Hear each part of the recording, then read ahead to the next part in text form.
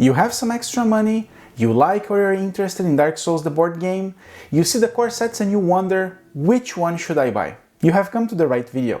Today we will cover the 2 core sets and help you decide which one you should get. Hi, my name is Nick and we are Tabletop Duo. So grab your favorite drink and let's start. We'll start by comparing the enemies. Both core sets comes with 6 enemies for a total of 13 miniatures. The Tomb of Giants come with the Skeleton Archer and Soldier, the Giant Skeleton Archer and Soldier, the Skeleton Beast and the Necromancer. The Skeleton Soldiers and the Skeleton Beast are melee enemies, while the Skeleton Archers and the Necromancers are ranged enemies. With the exception of the Necromancer, all the other enemies heavily rely on push mechanics, which moves characters onto nodes further away from them if the character is hit by their attacks or if the enemy is on the same node as the character. 4 out of the 6 enemies have 5 health points, so most of them will take some time for players to defeat. The Necromancer is the only enemy with magical attacks, and it has a cool ability of spawning skeleton soldiers after attacking, which is pretty cool. Dark Souls board game have also 4 conditions that can be afflicted on characters, and only the skeleton soldier has an attack that deals a type of condition. It will deal bleed to any character that receives a wound from its attacks. The Painted World core set comes with the Phalanx Hollow, the Phalanx, the Engorged Zombie, the Bone Wheel Skeleton, the Crow Demon, and the Snow Rat.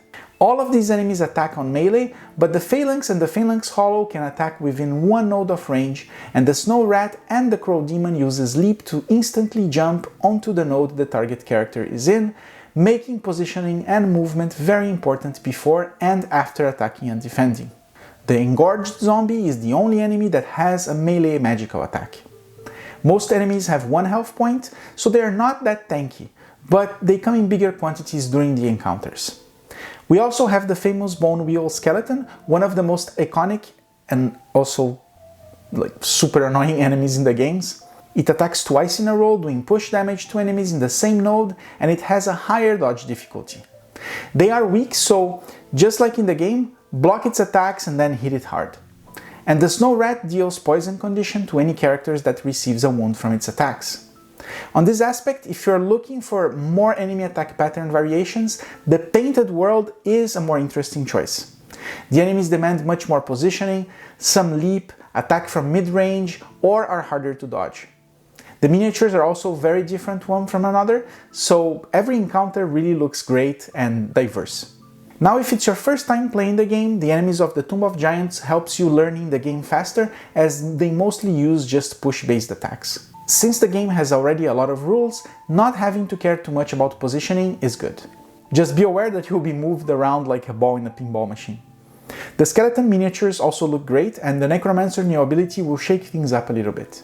If you already played the board game, I'm curious to hear what are your favorite enemies from the base game or the expansions, and if you're new to the Dark Souls board game, but you love Dark Souls, let us know your favorite enemies from the game in the comments. Now let's talk about the characters. The Tomb of Giants comes with the Thief, the Cleric, and the Pyromancer. The Thief is a dodge-based character that can attack in close and long range, the Cleric is about healing, and the Pyromancer is about doing magical attacks. They have cool special abilities and synergize really well together. The Painted World comes with the Mercenary, the Sorcerer, and the Deprived. The Mercenary is all about going close range and doing a series of repeated attacks against enemies. The Sorcerer does ranged and melee magical attacks, and the Deprived is a jack of all trades, as you can create a highly customizable build because of their stats that can go up to the maximum of 40. The character combinations of the Tomb of Giants is really good, and if you're buying the core sets based on characters, that would be my go-to set. The Pyromancer is one of the preferred classes to play, as you can see in this poll that we did for the core sets last year.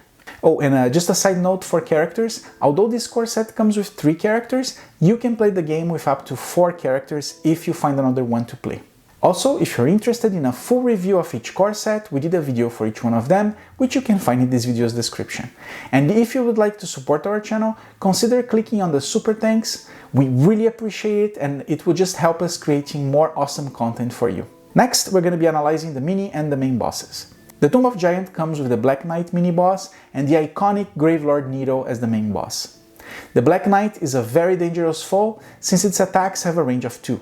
Since it fights on a single tile and half of its attacks have dodge difficulty of 2, you have to be very careful when you're fighting it. Some of its attacks cause stagger condition, and the Black Knight is really resilient with 3 of physical resistance and 2 of magical resistance. And its miniature looks great. Then we have Gravelord Nito, one of the original lords and a very iconic boss in Dark Souls. Most of its attacks are physical with a range of 1, and this boss spawns with some skeletons as well, just like in the game. Some of its attacks deal poison condition, but the boss's standard behavior cards are fairly easy to dodge. It has 2 physical and magical resistance. You fight over 2 tiles, which are very similar to the area you fight in the game. And the Painted World comes with the Heavy Knight mini-boss and Crossbreed Priscilla as the main boss. The Heavy Knight attacks with a range of 1, dealing physical damage, and some of its attacks cause stagger condition, and when it hits up, the hit up cards heal the Heavy Knight. It has 2 physical and magical resistance, and the miniature looks really cool too. Crossbreed Priscilla has attacks that range between 1 to infinite nodes, and she starts the fight with Invisible ability, which denies the extra die when attacking her weak arc. Some of the attacks cause bleed condition, and she also has an attack that causes frostbite condition. Most of her attacks are physical, and she has 2 physical and 1 magical resistance. Between the 2 core set bosses, I prefer the ones on the Tomb of Giants core set since they are more challenging. I do prefer Priscilla's behavior cards since they are more diverse to Nito's, but Nito is not far behind on his attacks. If you have the other expansions and the base game, let me know in the comments what's your favorite mini, main and mega boss from the board game. Regarding the event cards, both sets have the same event cards with exception of 4 that are unique to each set. The cards don't make that much of a difference, so I would say that in this aspect, any set would be a valid choice. For the game tiles, you get 4 of them and they are double-sided, and both sets have a nice tile drawings resembling the areas that you have in the video game. And regarding the encounter cards, I find the ones on the Painted World more diverse and unique because of the larger quantity of special rules. So as you can see, both sets have some uniqueness to them that makes one more special than the other depending on what you're looking for. So my advice here is this. If you are a new player of Dark Souls, the board game, I would recommend buying the Tomb of Giants. This expansion requires you to learn less rules, and some enemy behaviors and conditions are not going to be present, as well as it brings also some very iconic boss fights, like with the Black Knight and Nito, which have like super cool miniatures. If you are a player of Dark Souls the board game, the main reason to get this core set would be because of the fight with the mini and the main bosses, as they are a little bit challenging, and in case you don't have the characters expansion, to also play with the new characters and their treasures. But overall, if you're a player of Dark Souls, my recommendation would be to get the Painted World. The encounters are more challenging, you have more variety of enemies, which becomes something important once you have played the base game and also the other expansions.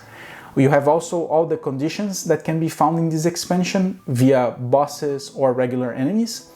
And although the mini-boss is not that interesting, Priscilla fight could be interesting to play because of the different behaviors she performs. But on that sense, I mean interesting and not like super challenging, okay? If you played other expansions, there are much tougher fights on them than both the core sets.